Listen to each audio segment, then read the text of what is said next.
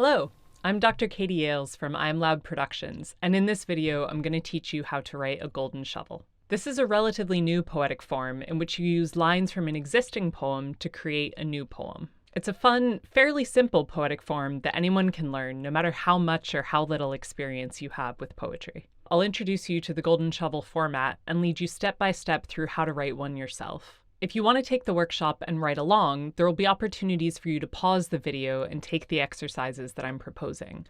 Or you can watch straight through this workshop video and write a golden shovel later in your own time. All you need for this workshop is something to write with and something to write on, either a pen and paper or a digital device, either one is fine, and a poem to use as your source material. More details on that soon. This workshop and our entire Return to Form series is supported by the National Lottery through Creative Scotland. To see all of the videos in this series, please subscribe to our channel, and don't forget to like and share this video if you enjoy it. Okay, here we go.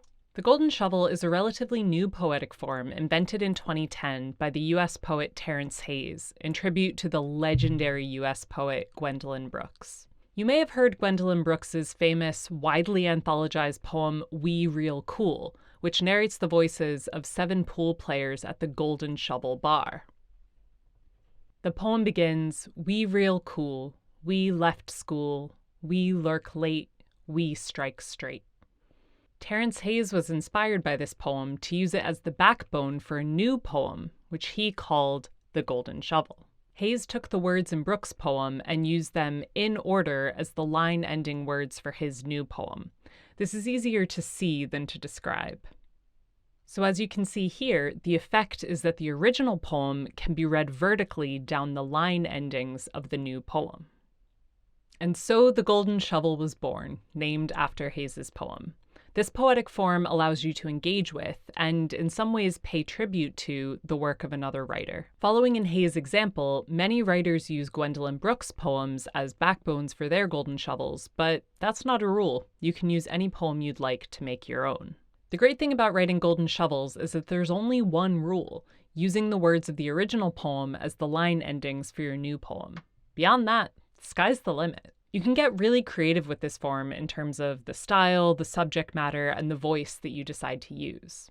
The first step in writing a golden shovel is to choose the source material. What poem are you going to use to form the end words of your new poem? If you're following Terence Hayes' example, you could use a Gwendolyn Brooks poem, but you don't have to. You could use work by any poet you'd like. Perhaps you'd like to use a favorite poem of yours, or a piece that you find evocative or inspirational, something that you'd like to build upon or twist. In my experience, I found that it helps to choose a source poem with a lot of interesting words and vibrant imagery so that those ingredients are present in your new poem. Something else to think about when choosing your source poem is how you want to engage with it. Is it an older poem that you want to update? A controversial poem that you want to respond to? Does it have a narrative that you want to retell, maybe with a different ending? Another important facet to consider when choosing an original poem to use for your golden shovel is how you're situated in responding to it. In our Return to Form poem on the golden shovel, which you can watch just there, we asked Tawana Hole and Rachel Amy to use the first stanza or more of Jackie Kay's powerful poem In My Country as their source material. I'm going to be using that same excerpt as an example throughout this workshop. Kay's poem considers racism and exclusion, so one thing that the poets that we commissioned had to consider in their writing processes was how to engage with those themes, if at all. A final note on choosing source material: you don't have to use the whole poem when writing your golden shovel. It's okay to use a single stanza, or even a single line. So if you're following along in the workshop, take a moment here to choose your source poem and the specific lines that you're going to be using in composing your golden shovel. So now that you've chosen your source material, the next step is to map out your golden shovel. As I was saying before, use whatever materials you're comfortable with, a pen and paper, a computer, or tablet. Just start with a blank page. Whatever materials you're using, the process of mapping out your golden shovel will be the same. I'm going to show you here using pen and paper. So you want to start out by writing out the end words of the original poem along the right-hand side of the page. I'm going to write the first stanza of Jackie Kay's In My Country vertically down the right side of my notebook, one word per line. So along the side here, I have walking by the waters, down where an honest river shakes hands with the sea. So here, we're mapping out the poem so that while we're drafting, we always know what the line endings are. This also determines how long your poem is going to be. So if the source material is 10 words long, your poem is going to be 10 lines long. So now let's pause the video again and map out your poem. Once you have your roadmap, that's all of the technical setup done. Now it's time to get creative. We're going to use a separate page to do some free writing and brainstorming for the next couple of steps so that when we come back to our roadmap, we'll have plenty of ideas to play with. So as I said earlier, technically the only requirement of a golden shovel is that you use the words from the original poem to make the line endings for your new poem. If you do that, you're fine. But in my opinion, the best golden shovels not only incorporate the words from the original poem, but also engage in some way with the ideas in the original poem. For example, in the golden shovel that Rachel Amy created for our Return to Form project, titled Apology, she engages with the theme of racism from Jackie Kay's In My Country, but from a different perspective, using a different tone. This can be one of the most challenging aspects of writing a golden shovel, figuring out how to interact with this other poet's ideas. But it can also be one of the most rewarding aspects of this form, encouraging you to use themes, styles, and ideas that perhaps you wouldn't normally approach in your poetry. So now, as you begin to develop your golden shovel, I want you to spend some time exploring that original poem. Why did you pick it? What jumped out at you about it? What themes does it discuss? Are there striking images? Does it evoke a memory for you? A smell? A location? An emotion? In a moment, I'm going to ask you to read through your source poem again several times. On a separate page, I want you to jot down notes of anything that comes to mind as you reread that poem. So senses, emotions, locations, ideas, images, whatever pops into your head. We're not writing a poem yet, we're just getting ideas down on the page. So, for example, when I think about Jackie Kay's poem In My Country, I think about racism, accusations, cycles, both cycles of power and literal cycles, like wheels, belonging, home, and waterways. So now, taking your source poem, I'd like you to take 5 minutes and jot down as many ideas as you can think of that occur to you while reading this poem. Now you have lots of notes from that original poem. Some ideas, memories, smells, lots of stuff, but not yet a poem. Your notes are probably fairly disparate, conjuring a lot of different ideas, but all rooted in that original poem. We're going to start a new brainstorming page now and start to narrow it down. What do you want to address in your poem? Do any of those notes you wrote down work together in interesting and maybe unexpected ways?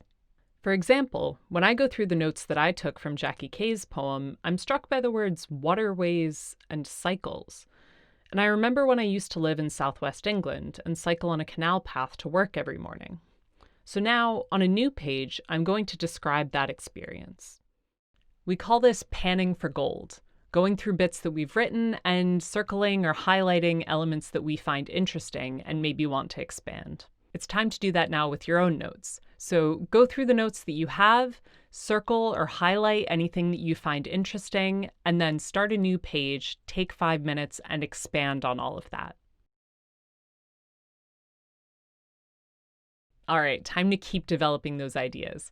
So now I want you to consider more specifically, how is your poem going to connect with the original source poem? If the original poem tells a story, could your golden shovel tell that story from a different perspective? If the original poem has a dark, somber tone, could your golden shovel perhaps be joyous or humorous? Perhaps there's an image in the original poem that you love and you want to make your entire golden shovel an expansion of that image. So using my example, I'm now going to start thinking about how my experience of cycling along a canal to work every morning in southwest England might connect to the experiences that Kay is narrating through In My Country. I might write about how I was an outsider in the area, only teaching there on a temporary placement, Yet, despite having a different nationality and accent from the people there, I was accepted into the community. And I might contrast that against the experiences that Kay narrates in My Country of being excluded and alienated due to her race. So in a moment, I want you to start a new page for brainstorming, and I want you to try to connect the ideas that you've been playing with the source poem. How can your golden shovel engage with, reflect upon, even contradict the original source poem? Get creative here. So in the last couple of steps, we've been developing your idea, winnowing it down a little bit. And I just want to remind you that if you ever get stuck while writing, not just golden shovels, but any kind of poetry, you can always go back to the notes that you took at the beginning for more inspiration. Don't throw those notes away. They might come in handy later. Okay, so at this point, you have notes about the original poem. You have your own ideas for your golden shovel that you've been playing with, and you have some idea of how these two things might connect. Now it's time to get back to that roadmap and start drafting your golden shovel. I know that just starting writing at the beginning of the first line can be a little bit intimidating and tough. Sometimes it's hard to know where to begin. So I'm going to talk you through a couple of mini exercises to actually start writing this poem out of order from the inside out.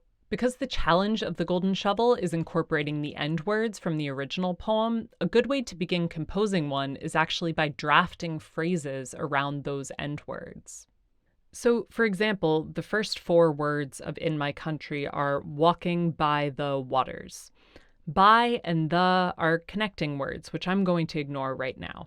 But walking and waters are more interesting words that I can start drafting phrases around. So, for instance, I could draft the phrases, I've taken up walking, or walking my bike. On a separate page, I'm going to write down those phrases. And as you're doing this, try to see if you can incorporate some of the ideas that you've just been playing with into these new phrases. So for instance, I've been thinking about biking in southwest England along these canals, so I could use the phrase walking my bike along the canals.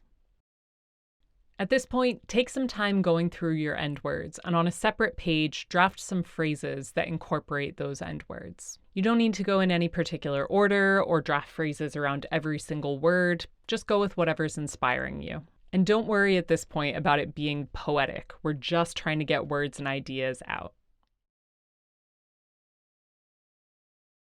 So now that we have some material jotted down incorporating those end words, we can start to see if there's a way of joining up these phrases that you've created to start to form the poem. Remember that your lines don't have to be full sentences. Your end word doesn't have to be the end of a sentence, since the sentence can spill over into the next line of poetry. For example, the first line of Rachel Amy's poem is, "My apology is in my feet, clattering as we are walking, lapping against the pavement." The line breaks between walking and lapping, even though walking is not the end of the sentence. You can add punctuation wherever you need it, or use no punctuation at all, as Tuana Sithole chose to do for his golden shovel Think Walking. So again, using my example, the next step is to take the phrases I've just come up with and to see if I can expand them into sentences that end in walking, or that have walking midway through. So my phrases were, I've taken up walking and walking my bike. So a starting line in my poem could be, after my bike broke, I had to start walking along the canals to work. So at this point, take the phrases that you've jotted down and see if you can start expanding and connecting this material. At this point, I want to give you a little trick that might make your writing easier and make your poem more innovative and interesting too. As I've mentioned, the end word doesn't need to be the end of the sentence. The sentence can spill over into the next line. The trick? The words themselves can do that too. For example, in the second section of Terence Hayes' original Golden Shovel, the first 2 lines are, "Into the tented city we go, weakened by the fire's ethereal." So the end words are we and real, but he's incorporated them into the larger words weakened and ethereal. It's pretty cool, huh? This is a technique that you can absolutely use when writing your golden shovel. And forecasting ahead to my workshop on sestinas, I'm going to be talking about using that technique with them as well.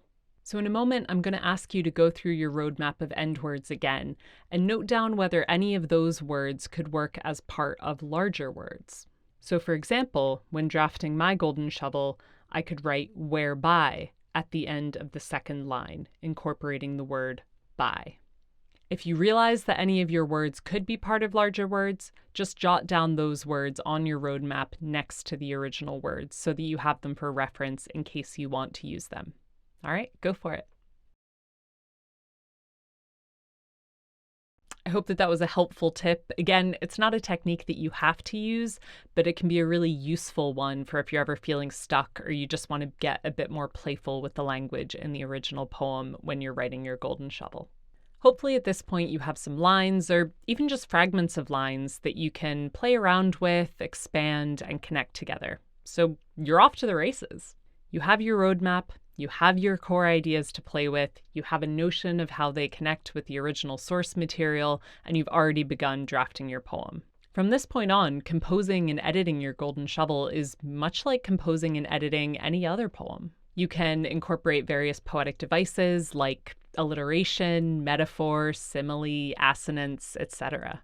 Rhyme is the only poetic device that you kinda can't use in a golden shovel, unless every word of your original source poem rhymes with each other, like mat, cat, plat.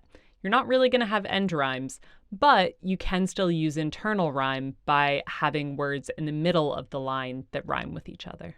The thing to remember is that as long as you're using those end words at the end of each line, you're using the form correctly. A final note to remember as you're developing and editing your golden shovel is that you can break your stanzas wherever you'd like. The poem doesn't need to just be a long, unbroken block of text. You could break it into couplets, which are 2-line stanzas, or tercets, which are 3-line stanzas, or just random length stanzas. It's really up to you and whatever works best for your poem.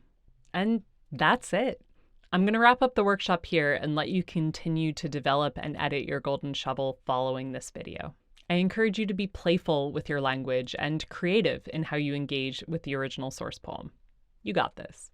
I would love to read what you come up with. Please, please leave your golden shovels in the comments section below. If you have any questions about how to use this form or anything else regarding poetic form, please do ask. I would love to answer your questions. Just drop them in the comments. If you enjoyed this workshop, please don't forget to like this video and subscribe to our channel, and please do share it with anyone else that you think would be interested in writing in this form. You can check out the rest of the videos in our Return to Form series at this playlist. Thank you so much, and happy writing!